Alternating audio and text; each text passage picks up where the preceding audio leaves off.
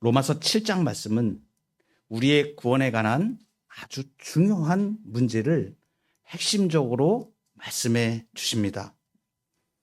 죄, 그리고 율법, 그리고 사람, 인간, 나의 위치를 그 가운데서 규명해 줍니다. 여러분, 죄가 무엇이라고 생각하십니까?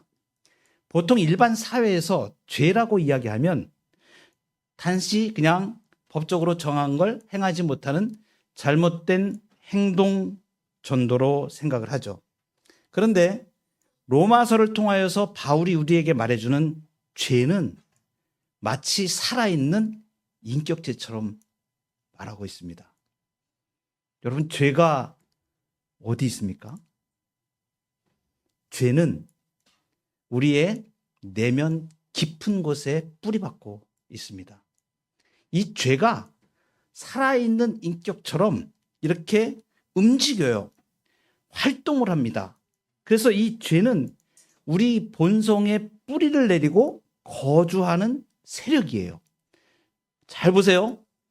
여러분들 이 안에 내 마음 가운데 죄가 꽉 자리를 잡고 틀어 앉아 있는 거예요. 그래서 로마서 오늘 7장 17절과 20절에 두 번이나 연거푸 내 속에 거하는 죄. 사람 누구에게나 내면 깊은 곳에 이 죄가 자리 잡고 있습니다. 이 죄가 자리 잡고 있는데 우리가 그걸 잘 몰라요. 잘 느껴지지가 않아요. 그런데 어떨 때 느끼냐면 죄를 범했을 때 깜짝 놀래요. 내가 이렇게 악한 사람인가? 그렇죠? 이 죄가 마음속에서 집주인 행세를 하는 겁니다. 그래서 어떨 때에는 이 사람의 의지 자체를 통째로 딱 사로잡아가지고 강력하게 이 죄가 자기가 원하는 방향으로 이끌어가는 거예요. 누구도 예외가 없습니다. 죄가 없는 사람은 한 사람도 없기 때문에 그래요. 모든 사람이 죄를 범하였음에 아담 이후로 그 안에 속한 모든 인류는 사람은 누구나를 막론하고 이 죄가 본성 가운데 뿌리 박혀 있습니다. 겉으로 표면에는 보이지가 않아요. 본성에 뿌리 내리고 있기 때문에 그렇습니다. 그래서 이 죄는 우리가 교육을 받거나 수양을 하거나 해가지고 해결될 문제가 전혀 아닙니다. 그런데 이 죄가 가장 소름 돋게 하는 그 일은 뭐냐면 율법을 도구로 악을 행합니다.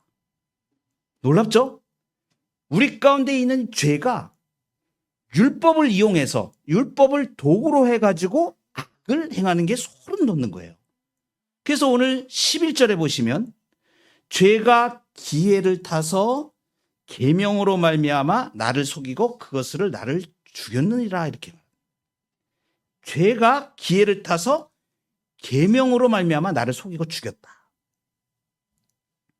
어떻게 이 죄가 계명을 틈타 가지고 우리를 속이고 죽이는가? 이것을 어떻게 보면 할 수 있냐면 하나님께서 사람에게 말씀하신 걸 보면 할 수 있어요. 아담을 지으시고 아담에게 하나님이 말씀하시죠. 선악을 알게 하는 나무의 열매는 먹지 말라. 네가 먹는 날에는 반드시 죽으리라. 하나님의 말씀입니다. 율법이에요. 하나님의 법입니다. 그런데 죄가 이 하나님의 말씀, 계명이 딱 왔는데 그걸 딱 틈타 가지고 너는 결코 죽지 않아. 이렇게 다가옵니다. 뱀이 여자에게 이르되 너희가 결코 죽지 아니하리라. 너희가 그것을 먹는 날에는 너희 눈이 밝아져 하나님과 같이 되어 선악을 할 줄 하나님이 아심이니라. 자, 보세요. 하나님이 금지 명령을 내렸습니다. 그런데 죄가 그 금지 명령을 딱 기회로 잡아가지고 틈을 타서 그 하나님의 말씀이 마치 사람을 억압하는 것처럼 속이는 거예요. 정말 하나님이 먹지 말라 그랬어? 야, 니네들 눈이 밝아져가지고 하나님같이 되기 때문에 그래서 하나님이 그 말씀하신 거야. 먹어도 결코 죽지 않아. 이 결론을 보세요. 하나님의 말씀을 가지고 그거를 기회를 타가지고 이 계명으로 사람을 속이고 죽게 만드는 것. 이것이 죄의 건세입니다. 그러니까 여러분, 우리가 세상에서 살 때에 사기꾼들이 아주 험악한 얼굴로 나 사기꾼이야 라고 하면서 다가와서 사기치지 않습니다. 어떻게 해요? 가장 그럴듯한 제안과 명분을 가지고 우리를 찾아옵니다. 죄가 바로 이런 거예요. 하나님의 말씀 분명히 계명이 있는데 이 계명을 속이고 죽이는 쪽으로 우리를 끌고 가죠. 하나님의 말씀 율법에 우리의 행복을 위해서 안식일을 기억하여 거룩하게 지키라라고 말씀하셨잖아요. 그런데 죄는 이 계명을 틈타 가지고 우리를 속입니다. 예배보다 더 바쁜 일들을 마음에 올려놓는 거죠. 죄가 율법으로 기회를 타서 속이는 것입니다. 율법은 이렇게 말씀하시죠. 내 부모를 공경하라. 우리가 오늘 아침에 십계명을 통하여 고백을 했습니다. 내 부모를 공경하라. 그런데 이 율법의 말씀을 틈타서 죄가 속이고 이렇게 말합니다. 지금 뭐 바쁘고 힘든데 꼭 그렇게 엄마 아빠를 찾아봐야 되겠어? 죄는 이렇게 하나님의 말씀, 계명을 틈타 가지고 그것을 변절시키거나 바꾸어서 사랑을 행동으로 옮기지 못하게 합니다. 죄가 율법으로 기회를 타서 속이는 거예요. 잘 보십시오. 그래서 우리의 신앙의 선배들이 이 죄를 뭐라고 얘기하냐면 기생충 같은 애다 그러게. 기생충이다. 말씀에 딱 붙어가지고 말씀이 하나님의 계명이 딱 붙어오면 그것을 전면적으로 그걸 기회를 딱 잡아가지고 사람을 유혹하는 것을 말합니다. 도둑질하지 말라, 탐내지 말라. 오늘 십계명에 우리가 주옥 같은 하나님의 말씀을 들었습니다. 그런데 이 말씀을 가지고 유혹을 하는 거예요. 주신 분은 하나님이신데 그 하나님의 것을 도둑질하게 만드는 것이죠. 이 죄는 재물이 하나님께 아니고 네 거야라고 주장하는 겁니다. 그래서 사람 마음속에 이것을 일으키는 거예요. 재밌는 말씀이요. 너무 무서운 말씀이기도 한데 말라기 선지자에 보면 선지자가 이스라엘 백성들에게 이렇게 얘기합니다. 사람이 어찌 하나님의 것을 도둑질하겠냐. 사람 거 도둑질하는 게 문제가 아니고 하나님의 것을 도둑질했다고 얘기하는 거예요. 사람이 어찌 하나님의 것을 도둑질하겠느냐. 그러나 너희는 나의 것을 도둑질하고도 말하기를 우리가 어떻게 주의 것을 도둑질했습니까? 이렇게 말합니다. 하나님이 말씀하시는 거예요. 이는 곧 11조와 봉헌물이라. 너희 곧 온 나라가 나의 것을 도둑질하였으므로 너희가 저주를 받았느니라. 무화과나무에 열매가 맺히지 않고 포도나무에 포가 맺히지 않고 일을 하고 수고해도 황충이 와서 먹어버리고 온갖 저주를 받게 되었다라고 지금 이야기합니다. 여러분, 이 죄가 사람을 속이고 하나님을 거역하게 만들어서 사망으로 끌고 갑니다. 그래서 8절에 보면 죄가 기회를 타서 계명으로 말미암아 내 속에서 온갖 탐심을 이루었다. 11절에 보면 죄가 기회를 타서 계명으로 말미암아 나를 속이고 그것으로 나를 죽였는지라. 그러니까 두 번씩이나 지금 강력하게 말씀하시는 게 죄가 바로 계명을 가지고 사람을 속이고 사망으로 끌고 가는 현실을 지금 말해줍니다. 나는 안 그렇다고요? 누구나 다 그렇습니다. 그래서 사람은 하나님의 말씀 계명을 따라가는 위치에 있느냐 아니면 죄에 끌려가고 있느냐 두 가지뿐이 없어요. 다른 길은 없어요. 중립이라는 게 없어요. 그래서 하나님의 말씀대로 따라가지 않되 계명을 따라가지 않으면 반드시 그 계명을 가지고 죄가 우리를 사망으로 끌어갑니다. 놀랍고 무서운 일들이에요. 한번 생각해 볼까요? 그러면 하나님의 말씀인 율법, 왜 죄가 이 율법을 기회로 우리를 공격하는가? 여러분, 그렇지 않습니까? 하나님의 거룩한 말씀이 우리에게 주어졌는데 죄가 이거를 갖다가 이용하잖아요. 왜 이것을 이용하냐? 이걸 무기로 삼는 거예요. 그래서 고린도전서 15장 56절에 보면 사망이 쏘는 것은 죄요, 죄의 권능은 율법이라 이렇게 말씀하십니다. 죄의 권능이 율법이라는 것은 무엇이냐면 죄의 권능 이렇게 얘기하는 건 죄의 무기가 율법이라는 거예요. 죄가 이 율법을 딱 무기로 삼아 가지고 우리 사람을 공격한다는 것을 말합니다. 강력한 무기예요. 그러니까 율법을 무기로 삼는 거예요. 하나님의 말씀을 무기로 삼는 거예요. 왜 하나님의 말씀을 무기로 삼아서 공격을 할까요? 이유가 있습니다. 이 죄가 하나님의 말씀으로 우리를 공격하는 것은 이 율법이 심판하는 정죄의 기능을 갖고 있기 때문에 그렇습니다. 율법은 자체는 선한 것이에요. 하나님이 우리 인생의 행복을 위해서 주신 것입니다. 그런데 불행하게도 인간은 그 율법을 다 지킬 만한 능력이 없습니다. 비유하자면 이런 거예요. 율법은 우리의 얼굴을 잘 비춰주는 거울 같은 것입니다. 거울이 얼마나 맑고 깨끗합니까? 정직하죠? 그러니까 내 얼굴을 잘 비춰줘요. 더러운 게 묻었는지 아닌지 이런 건 잘 비춰줍니다. 그런데 내 얼굴에 있는 때를 이 거울이 제거해 주지는 못하는 거예요. 오히려 거울은 어떻습니까? 딱 비치면 우리 얼굴에 너 여기 더러운 거 묻었어. 이 더러운 모습을 그대로 폭로해 주잖아요. 그러니까 이것이 율법이 우리를 정죄하는 심판의 기능을 하는 거예요. 비유로 말씀을 드렸는데 이렇습니다.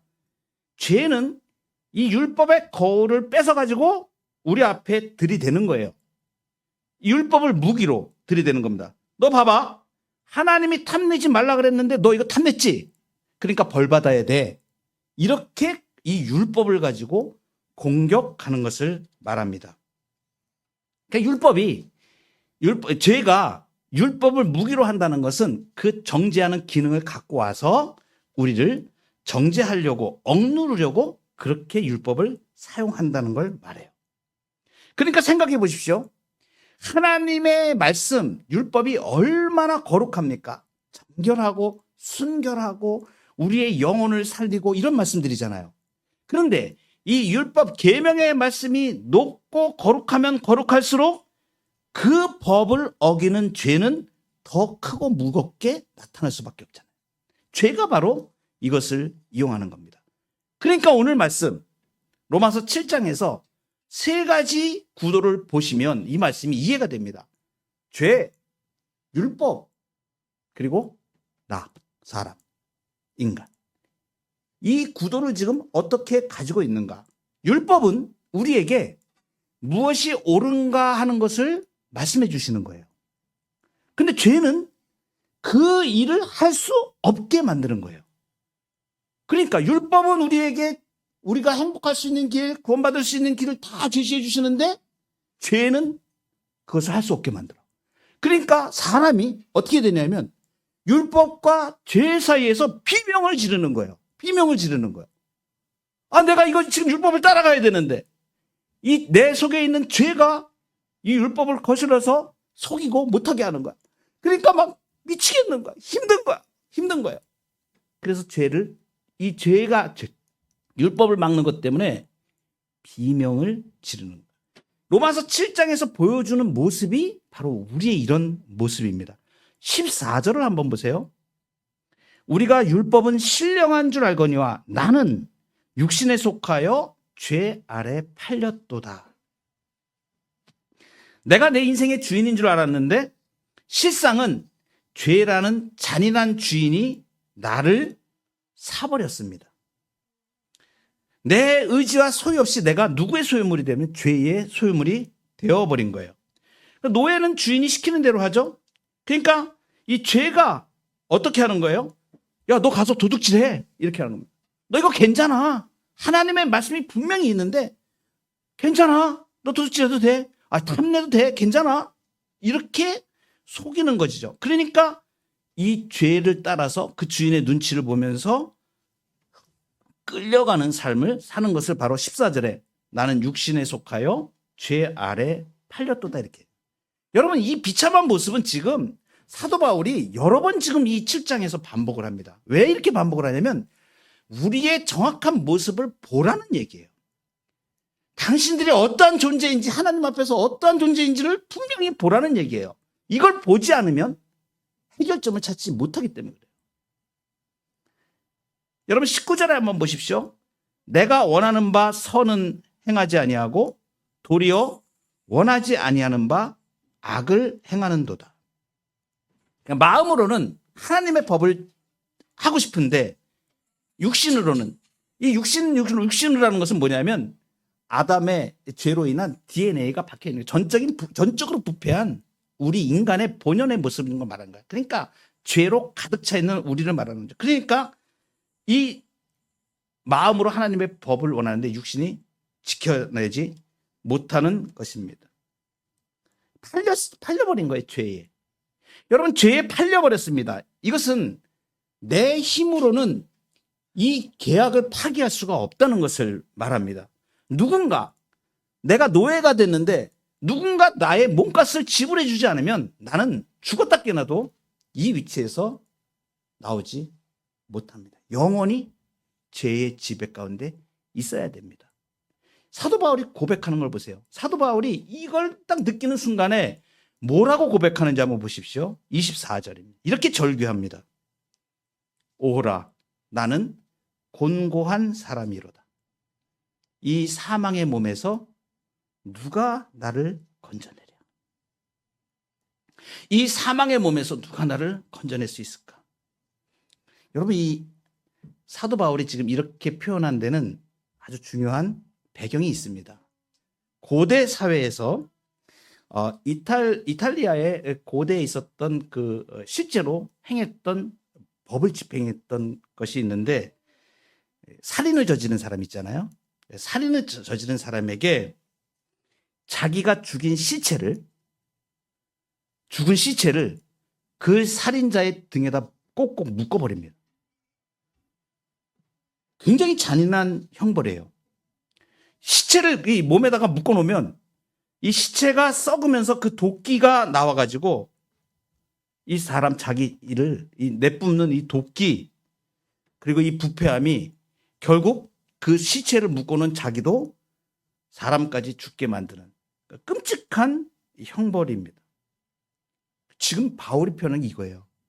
내가 죄를 지은 이 죄가 이 사망의 죽은 시체를 갖다가 내 몸에 지금 꽉꽉 묶어놔서 내가 숨이 탁탁 막혀가지고 이제 죽어가고 있는 이런 상태를 말합니다. 내 힘으로는 이 썩어가는 이 부패한 덩어리를 떼어낼 수가 없으니까 이렇게 절규를 하는 거죠. 누가 나 좀 이거 좀 띄워주세요. 이 사망의 몸 이거 내가 지금 나랑 딱 붙어있는 이 썩어져가는 이 시체 이거 띄어내야 되는데 내가 죽게 생겼는데 이거 좀 누가 좀 띄워주세요. 이 사망의 몸에서 누가 나를 건져내랴. 이렇게 지금 고백을 해요. 여러분 오늘 여러분들 가장 깨끗한 옷을 입고 또 가장 경건한 모양으로 이 자리에 오셨습니다. 하지만 오늘 본문 말씀 우리에게 정직하게 우리의 내면을 보기를 원합니다. 여러분의 등에 묶인 시체는 어떤 것입니까? 여러분의 몸에 꽉 지금 붙어 있는 죄의 시체는 어떤 것입니까?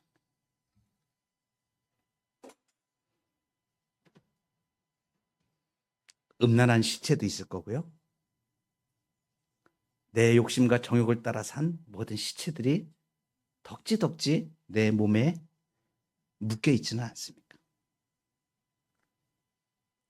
시체가 내 몸에 딱 달라붙어서 썩어가는 냄새가 나진 않습니까?